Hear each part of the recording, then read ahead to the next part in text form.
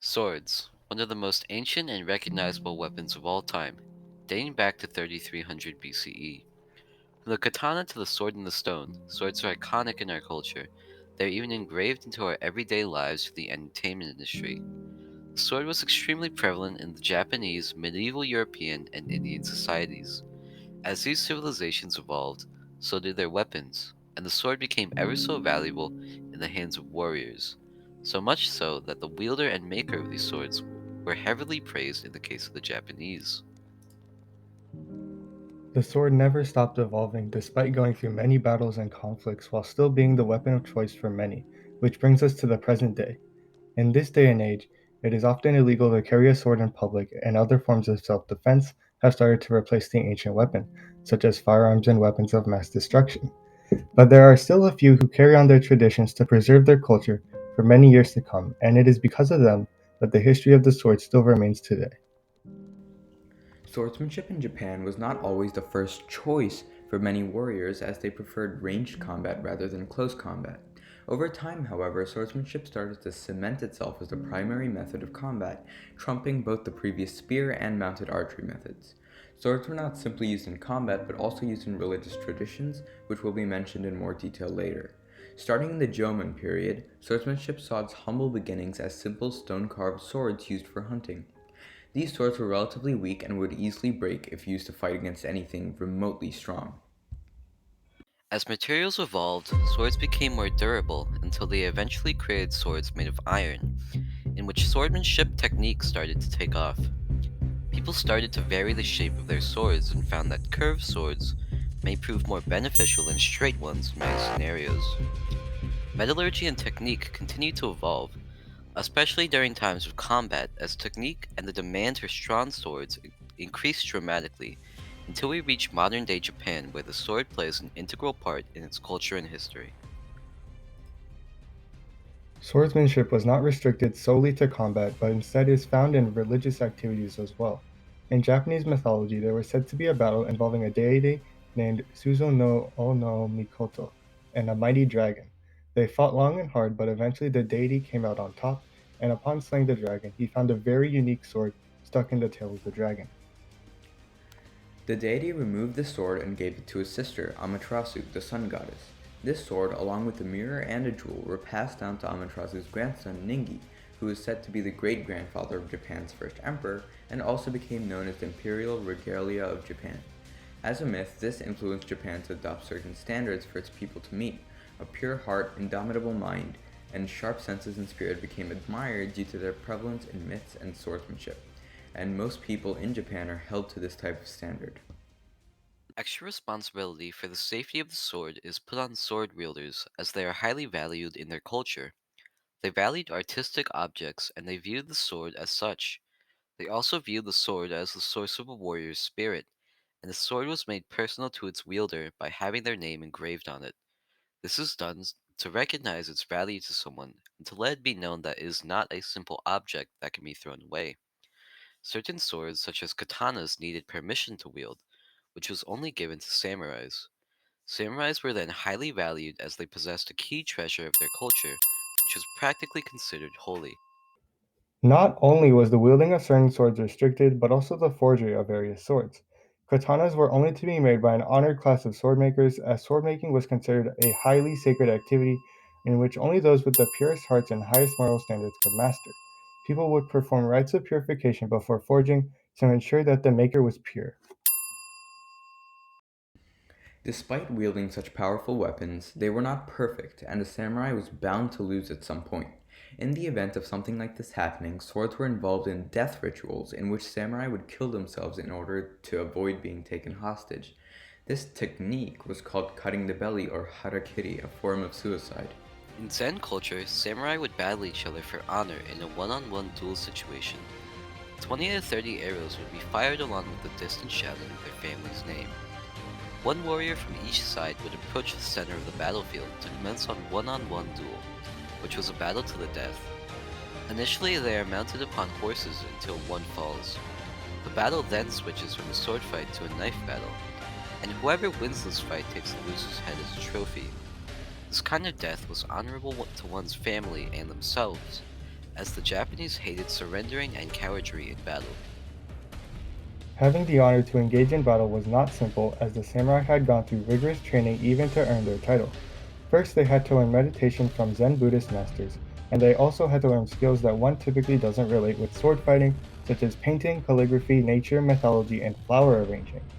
They were also taught a certain method to sleep, where they would lean on their right arm for the whole night so that if their left arm was cut off, they could still fight with their right arm. If this habit did not come to the students, instructors would stick knives at the end of their pillow to prevent movement. As shown, blades were so integral that they were used as a method of discipline. Those training to be a samurai would not see an actual sword for quite a while, as their senses and physical stamina must first be up to par. A master would then attack the student when they weren't looking for many more years until their senses were sharpened to the point where they were alert 24/7. And only then they were given a sword. Young children were trained in kendo and taught Zen Buddhism to start with. They were also taught Bushido, an important code that was strongly influenced by Confucianism, Shintoism, and Buddhism, that most to all samurai lived by. Respecting ancestors and one's father were prime focuses that originated from Confucianism. Buddhism's ideals enforced that there was a life after death, which possibly made the samurai less concerned about dying, as they would just be reborn. Shintoism was the native belief system of the land, so many lessons from Shinto mythology were borrowed in order to train young ones. For actual fighting scenarios, samurais were taught to be as flexible and as fluid as the wind, but stiff when necessary, well mannered but ruthless when needed. As this training went on, they were gradually given better and better swords until they reached the katana, the ultimate honor. Unlike other civilizations, women were not left out and were allowed to wield swords and were given training to defend themselves when the man was outside. This act was almost unprecedented and makes Japan one of a kind when it comes to the privileges of women. Lastly, they were also taught that the sword was more important than their life, as it was an extension of their arm, and if an enemy got a hold of their sword, it could undo Japan's melee dominance. It took many years, but the worst challenger the Japanese faced was the Mongols, who did not honor any of their traditions, and hence they inflicted heavy damage onto the Japanese. Luckily for the Japanese, they were saved by hurricanes, and they came to appreciate the wind, which might be where more Japanese ideals come from.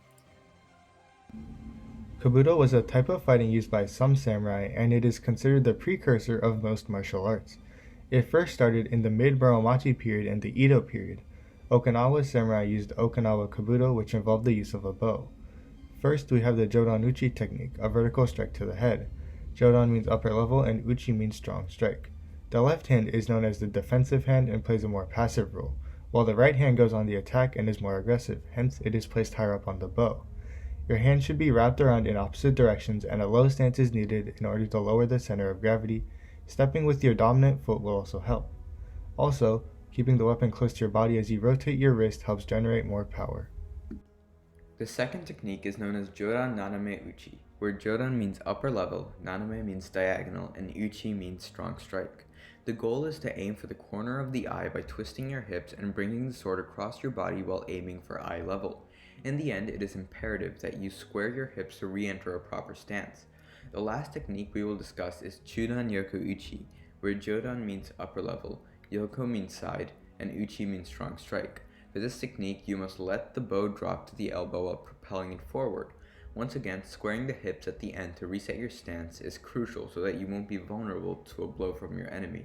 The weapon of choice for a samurai was most often the katana, or the previously mentioned bow. These katanas signified authority and power throughout the land, and were prestigious symbols that held great value wherever one ventured. No two swords were identical, however, as swords were made personal to the samurai and had engravings of their name and other important cultural factors. But they all had their curvature in common. During the Heian period, it wasn't uncommon to find these weapons along with lawn swords used by warriors atop horses. The technique of the blacksmiths were heavily guarded, but it is safe to assume that the swords were made using soft and lightweight material in order to be carried atop a horse. Some historians have recently managed to replicate some of the techniques used by blacksmiths, but the simple fact that it took this long to unearth shows the dedication of many people to preserving the pride of their country. Swords were made when metal was heated and folded thousands of times. making them extremely durable and powerful. As a professional historian put it, the procedure consisted of hammering together a laminated sandwich of steels, of varying hardness, heating it, and then folding it over and over again until it consisted of many thousands of layers. If a truly first-rate sword was required, the interior core was made of a sandwich of soft metals, and the outer shell fashioned from varying grades of harder steel. The blade was then heated repeatedly and plunged into water to toughen the skin. Finally, all portions save the cutting edge were coated with clay, and the blade heated to a very precise temperature, whereupon it was again plunged into water of a special temperature, for just long enough to freeze the edge, but not the interior core, which was then allowed to cool slowly and maintain its flexibility. These swords were so powerful that they could cut through armor without dulling, and this undoubtedly helped Japan cement their melee dominance to those who dared challenge. With the fall of the Western Roman Empire, Europe began to enter what is known as the Middle Ages or the medieval period. The medieval period began in the 5th century and ended in the 15th century with the beginning of the Renaissance. The Middle Ages falls between the greatest achievements of the ancient and modern time periods and in general is considered to be a period with little to be praised, explaining why it is sometimes referred to as the Dark Ages. The Middle Ages are further divided into early, high, and late Middle Ages, with the early Middle Ages being noted for invasions and mass migrations of Germanic tribes. The High Middle Ages is known for its technological and agricultural advancements, and the Late Middle Ages is known for most notably the Black Death, a disease that wiped out a third of Europeans. Similarly to other civilizations such as Japan and India, the sword in medieval Europe was used as a weapon during warfare, alongside other weapons such as bows or spears.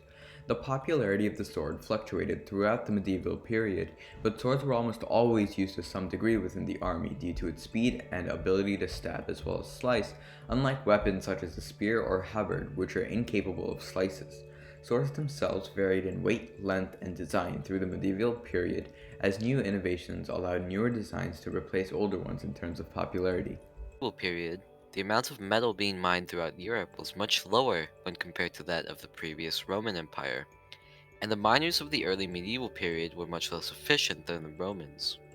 These factors led to the sword becoming very expensive and quite unpopular in comparison to other weapons, such as the various types of polearms such as halberds and spears. The polearms had wooden handles and made use of much less metal than swords, leading to their use over the swords for most soldiers. Despite their cost, swords were still part of the average medieval army during this time, and were considered by Charlemagne to be necessary for cavalrymen able to sport a horse. In general, military art was in decline during the early medieval period, and wars were simplified with regards to tactics. Battles were fought in open spaces, and defensive tactics were rarely used, with offensive tactics being prevalent during the period. In addition, armor was usually weak. Notable soldiers wore armor made of leather and chainmail most commonly, and with such weak armor, the sword was able to flourish. Swords during this time also carried status with them, due to their high price and relative exclusivity, being used mainly by soldiers and those of the higher levels of the social hierarchy, out of the different classes being the kings, lords, nobles, knights, and peasants. Knights and those above them all had access to swords if they so desired. Knights who fought in war obviously were able to obtain swords for that purpose. However, not all troops used swords. Members of the nobles, lords, and the king all could have swords made for them despite for the fact that they had no purpose to use them in battle, as they would carry the swords with them, or have them in their homes as a symbol of status to show their wealth, being able to afford something as expensive as a sword. In the High Middle Ages, forging and metallurgy skills increased throughout Europe in response to the high demand of metal throughout the continent. The heightened availability of metal throughout Europe led to swords becoming cheaper to produce and in turn being more accessible to the people. A rusty sword was as cheap as sixpence. This meant that they could be bought by lower ranking soldiers as well as potentially being accessible to peasants. However, the average peasant income was far too low even to afford sixpence without saving for long periods of time, so therefore the purchase, although being possible, was not realistic for peasants. The High Middle Ages also brought changes to how warfare was conducted. In general, wars took place in open spaces such as fields, but now they were more common in closed spaces such as castles and houses and narrow streets. In these environments, swords proved to be more effective, and due to their lowering price, they were much more common. No longer were swords exclusive to specific members of the army, but they were now common throughout the army, being used by more soldiers. The late medieval period did not bring enough significant changes to metallurgy and mining techniques to affect the prices of swords or their availability. Swords remained similarly available to similar types of people in the late medieval period, however, how they were used in warfare changed. Warriors began to wear more armor and the quality of armor rose, leading to better protection. In response, swords further developed, aiming to cause damage with blunt hits rather than slicing. Swords became increasingly varied, with one-handed and two-handed swords, specialized swords for the purposes of piercing, and swords with more wavy blades. The types of swords that developed during this time are collectively referred to as Gothic swords. The history of South Asia comparative to its culture is not one that can be simply mapped, as the thousands of ethnic groups, invasions, and cultures have brought together a group of unique and ancient martial art styles. From the north to the south, the varying climates have created different martial art styles and sword techniques, while the invasions from the west have put a Central Asian and Persian twist to the crafting of weapons. The height of the use of swords was during the early empires, such as the Mauryans. However, they were still widely used in the later empires, such as the Sultanates, Marathas, and Sikhs. As the weaponry evolved, the importance of the spear began to rise, and soon the creation of firearms. However, the sword has maintained its stature in Hindustani culture as a staple weapon similar to the rest of the world. Indian techniques were a combination of many styles, particularly the indigenous Dravidian techniques and a mix of Persian and Afghan techniques. Forgery was nearly identical to how the Persians and Arabs crafted their blades, which had long curved swords, which served the purpose of constantly cutting through an opponent without having to lift the blade. Indian forgery consisted of wood steel, which was extremely durable and easy to handle. The forgery of these swords also created many jobs in the earlier kingdoms, as blacksmiths were in high demand, especially for the royal family. Forgery also created large economic growth in many empires, and the durability of Wootz blades resulted in a high demand in accessible places in the Indian Ocean basin. The overall technique of South Asian swordsmanship consisted of very dynamic and intricate hand and body movements. Unlike European styles, which used a more based and stable form of fighting, the South Asian styles used a mostly offensive and unpredictable method. This can be seen in forms such as Gatka and Kalaripayattu, where the wielder incorporates multiple spins and other forms of martial arts to overwhelm an opponent. One of the most notable aspects of Hindustani swordsmanship was the wrist movements. Since most fighting styles were dynamic, the wrist was very mobile because many of the techniques tried to replicate a barrage of multiple swords attacking, which in turn forced the wielder to move his or her wrist in a circular motion using a moderate grip strength.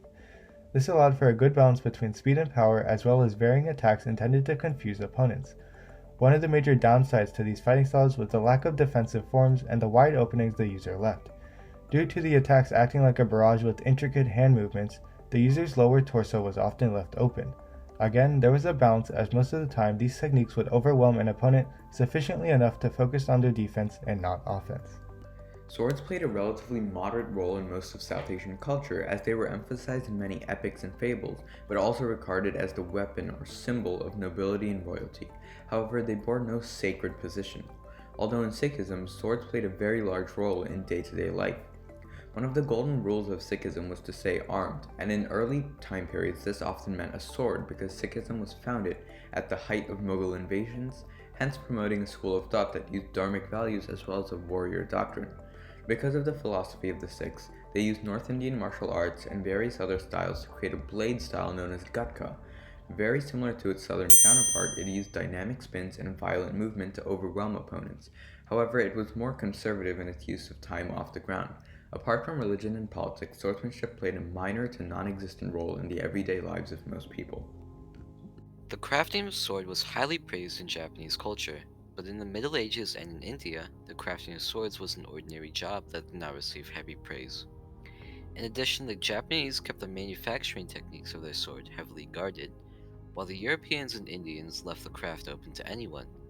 If anyone in Japan were to even touch the boiling water of a sword maker, they would have their hand chopped off as to not leak the temperature of the water. Europeans and Indians regarded these blacksmiths as ordinary laborers, but the Japanese would even praise the maker of the sword higher than its wielder. The availability of a sword also differed between the three civilizations. In Japan and India, swords were not exclusive to a certain class as they were in medieval Europe. In Japan, there's a slight exception with katanas, which were only available to the samurai. The main reason for this difference has to do with the materials and costs of swords during medieval times, due to unrefined mining and metallurgy. Swords in India were made of wood steel, and the Japanese used special steel called tamahagane for katanas. The dynamics of each civilization's sword technique also varied quite a bit. The Europeans and the Japanese held a stable and rooted position when engaged in fights, which helped conserve energy, while also drawing the fight out longer.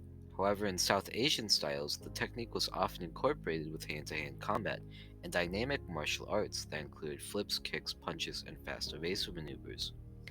Due to the difference between sword techniques, battles respective to each civilization were carried out differently and had a different length of time. In traditional Japanese religion, weapons represented a big part of their beliefs. Myths were based upon the finding of swords, such as the myth of Susa no Omikoto and the dragon, where the hero slays the dragon to find the sword sticking out of the tail.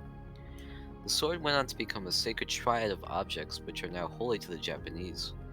In India, it varies upon which religion one chooses to practice. In Hinduism, swords are not at the forefront of mythology, but in Sikhism, swords are prevalent in many aspects, as it played a part in how the religion began.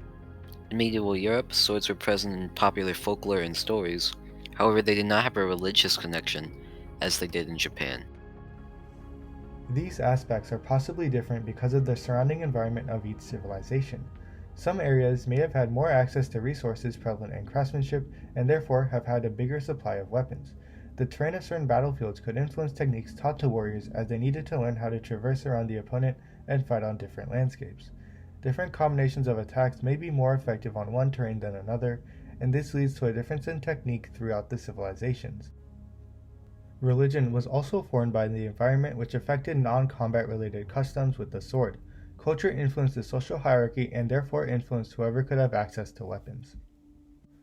In all three civilizations, swords were not only used for actual sword fighting but could also carry status for the owner, as expensive swords could be made out of expensive materials.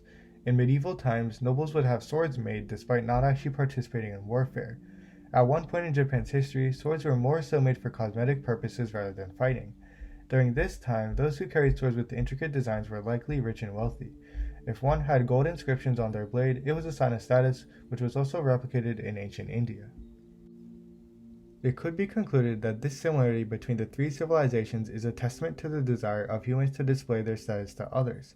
Surprisingly, people of all genders were able to show off their status with the sword, including women.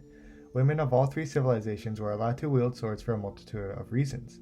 Women in Japanese culture were trained to use swords in order to defend their household while their spouse was away. In India, goddesses were depicted wielding swords, and it served as an inspiration for many women to fight for India. In Europe, women used swords as a status symbol and/or for actual combat. Another aspect that is consistent between all civilizations is how none of them started out by using swords, but instead other weapons. The Japanese, Europeans, and Indians likely started out with spears and gradually moved to better utility, swords. As access to certain resources grew, the potential for even more powerful swords also grew. One of these primary needs was steel, which was used in each civilization due to strength and ductility. It is clear that no matter how far away civilizations are from each other, some characteristics will undoubtedly be similar, as all of them will gain a need for similar items at one point or another. Despite being positioned all around the globe, all of the civilizations acknowledged that steel, to some extent, was a great material for crafting swords. They all also experienced similar events which prompted the sword to become more obsolete and therefore regarded as more of a cosmetic or symbol of status. The nature of humans will always be consistent in some way all across the globe, and it is evident in more than one way within the art of sword fighting. The history of swords throughout these three civilizations' histories is vital in the understanding of topics of warfare and tactics in combat. Research of swords throughout these civilizations allows for a better understanding of not only conflict, but social status, economy, religion, politics, and culture as they relate to swords. The prevalence of swords throughout civilization shows not only the effectiveness of the weapon, but humanity's constant need for effective weapons for the purpose of warfare.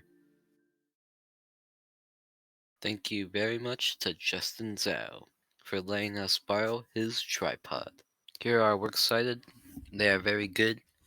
We used all sorts of very high level and reputable sources to gather information for this documentary. Thank you for watching our documentary. We hope you liked it. Thank you for watching.